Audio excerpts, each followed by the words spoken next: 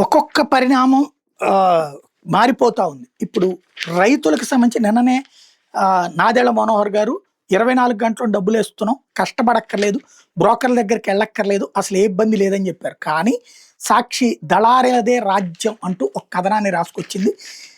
ఎకరాకి 6-7 వేలు నష్టపోతున్నారని, సీఎం చంద్రబాబు నివాసానికి కోతవేడి దూరంలో విజయవాడకు ఆనుకున్న ఉప్పలూరు ప్రభుత్వ సొసైటీలు ఏర్పాటు చేసిన ధాన్యం కొనుగోలు కేంద్రం ఓ దళారీ కబంధాస్తాల్లో బందీగా మారింది. ఈ కేంద్రంలో ధాన్యం కొనుగోలుకు అనేక కొర్రీలు పెడుతుండటంతో రైతులు రోడ్డుకి ఇరువైపులా రోజుల తరబడి ధాన్యం ఆరబెట్టుకుంటున్నారు. రాష్ట్రం ఎంత అసమర్థ పాలన కొనసాగుతుందని చెప్పేందుకు ఉప్పలూరు సొసైటీ ధాన్యం కొనుగోలు కేంద్రమే నిదర్శనం.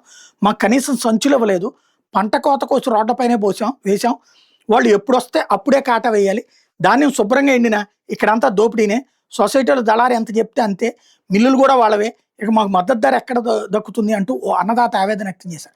మా పంట తేమ శాతాన్ని కూడా వాళ్ళే నిర్ణయిస్తున్నారు, సొసైటీ దగ్గర 17% వస్తే మిల్లు 21% చూపిస్తుంది, ఒక్కో పాయింట్ కేజీ చొప్పున ధాన్యాన్ని అదనంగా లాగేస్తున్నారు, లేదంటే అంత తరుక్కు డబ్బులు కట్టాల్సిందే.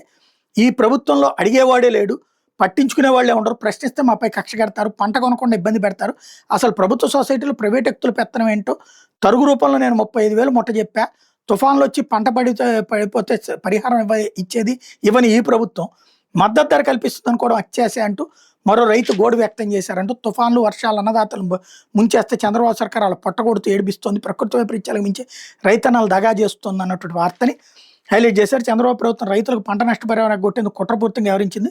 తుఫాన్ సమయంలో పంట నష్టం నమోదు చేసిన సర్వే నెంబర్లో ధాన్యాన్ని కొనుగోలు చేయబోని ప్రచారం చేయించింది. దీంతో ధాన్యాన్ని అమ్ముకోలేమని ఆందోళన చెందిన రైతులు పంట నష్టాన్ని తగ్గించి రాయించుకున్నారు. 4 ఎకరాలు నష్టపోతే గత్యంత లేక 2 ఎకరాలు మాత్రం పంట నష్టం జరిగినట్టు నమోదు చేయించుకున్నారు. తీరా ప్రభుత్వం నుంచి పంట నష్టపరిహారం రాకపోగా ఇప్పుడు మద్దతు ధరలో కోత పెట్టడంతో రైతులు 2 విధాలుగా నష్టపోతున్నారు అన్నట్టు వార్తని హైలైట్ చేసింది.